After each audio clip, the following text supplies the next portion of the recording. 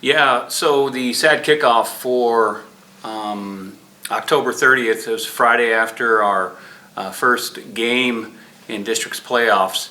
What we did is we basically had kind of an interactive movie. We took The Nightmare Before Christmas, and at certain times during the movie, everybody would do a group action, like we would yell at somebody on the screen, or we would throw paper wads and have a snowball fight, or we took squirt guns and had a water gun fight. And so that's kind of what the SAD kickoff was. We had pizza, cotton candy, soda.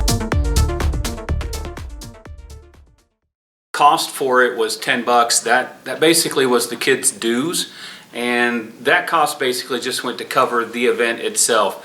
It also helps to cover things that we do, such as Red Ribbon Week and SAD Hope Week that we'll do just before Christmas break, where students can dress up and we hand out candy and stuff like that. So it kind of goes for that, but the majority of the cost went to cover the event itself.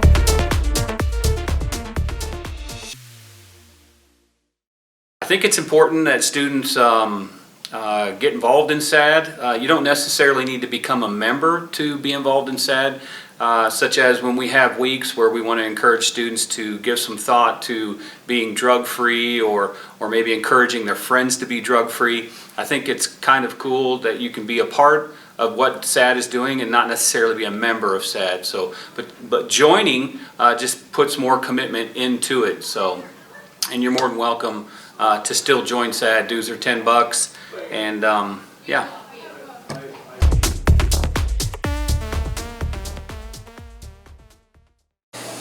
This year, obviously since COVID and everything, planning our SAD kickoff is kind of tricky. We're still kind of planning it, and it's not just me planning it. It's definitely a group effort, and yeah. This year SAD is obviously different. It's going to be different as long as everything else. And we're still going to try and make it fun though. So yeah.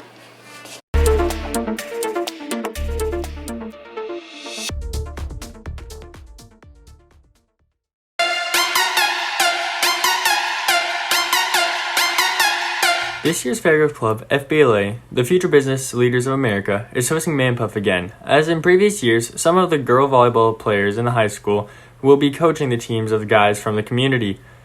Mr. Sapanzik, the sponsor of FBLA, explains further.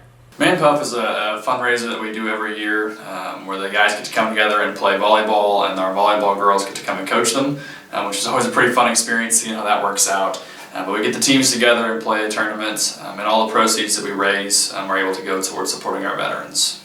This year we're actually able to raise $135, and it goes directly to our American Legion post here in Fairgrove, which helps out supporting veterans in a lot of different ways. I'd encourage you to get in there and look in and see exactly what they do and what they can do for our community, because it's an awesome organization.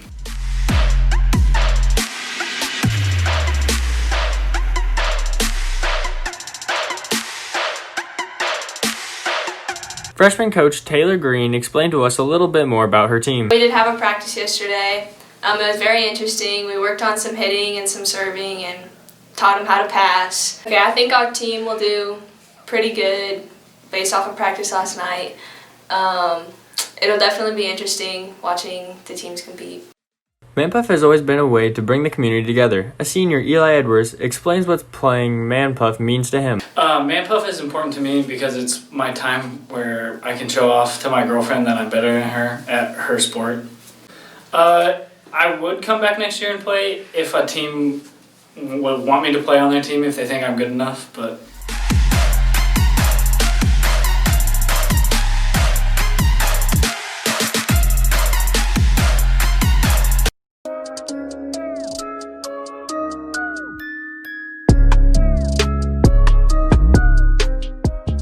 Districts for us went pretty well. Obviously it didn't turn out the way we wanted it to, but all being said, this year was very successful for us. First round went well against Stratford. We put it to them.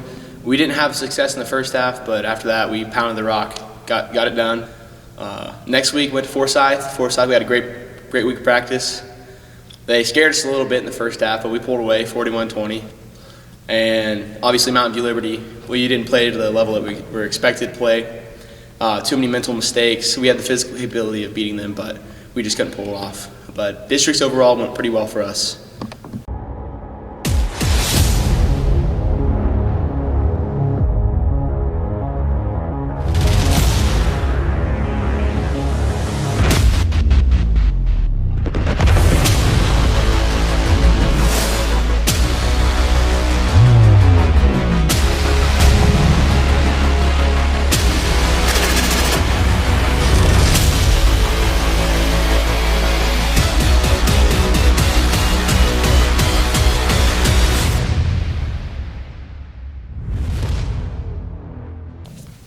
Looking back to the season, we were actually lucky enough to have a season because at the beginning, coach was saying that we could be on quarantine or we can go back on lockdown. So play every game, play every practice like it was our last. And then from week 1 to week 10, we had much more improvement. How I'm going to prepare in the off season is I am going to lift weights, start running. I'm working on my agility and try to get faster. And then once it gets closer to the end of summer, we have the summer weights program that we all go through and we run and lift weights.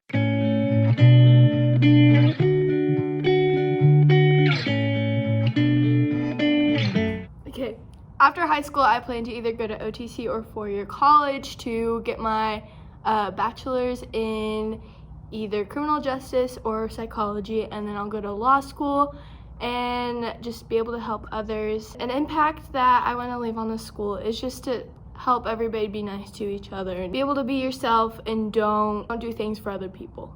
Do it for yourself and always be good. My plans for after high school aren't 100% sure yet, but I'm thinking about attending Evangel, playing football and baseball hopefully, and getting a major in business. For attending college, like how I'm gonna achieve that, I mean, just show up on time, go to my classes, work hard, and hopefully get a major in business. So that's about it. My best high school memories, I can think of 3. The first one would be that first day of band camp. Like my first day of high school marching band. I remember coming and I wasn't looking forward to it.